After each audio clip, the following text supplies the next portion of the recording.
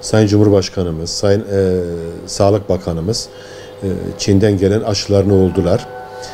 Ondan sonra biliyorsunuz bu bilim kurulu üyeleri vesaire falan onlar da kendi aşılarını yaptırdılar. Ben de dahil olmak üzere üniversitede birçok öğretim üyesi arkadaşımız gidip kendi Covid aşılarını yaptırdılar.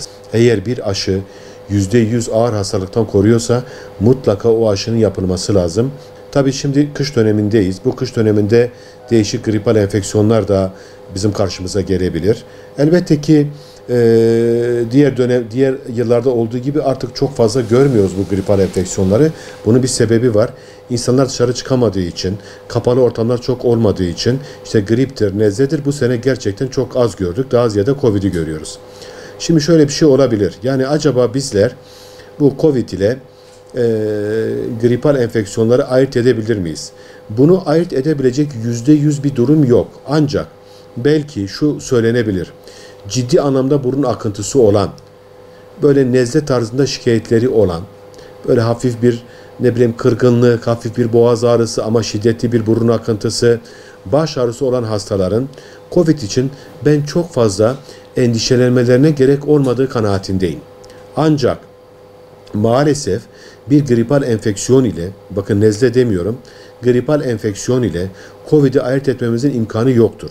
Hala Covid için geçerli bir takım bulgular vardır biliyorsunuz. Şiddetli işte göğüs ağrısı, öksürük, nefes darlığı, yüksek ateş bu tür durumlarda Covid'den şüphelenmek lazım ve ona göre de ne yapmak lazım?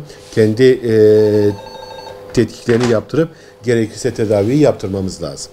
Dolayısıyla eğer burnunuz akıyorsa, bir nezle durumunuz varsa çok endişe etmeyiniz. Büyük ihtimalle bu Covid değildir. Birkaç gün beklediniz.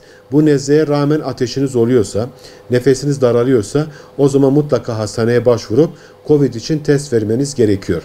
Üçüncü bugün vurgulamak istediğim aşı ve gripal enfeksiyonlardan sonra bugün halk arasında işte bu devlet tarafından verilen Covid ilaçlarının kullanılmaması durumu vardır. Asla böyle bir şey kabul edilemez. Bakın bu bizim verdiğimiz Favipiravir antiviral ilaçlardan biridir. Erken dönemde ancak kullanılırsa etkisini gösterebilir.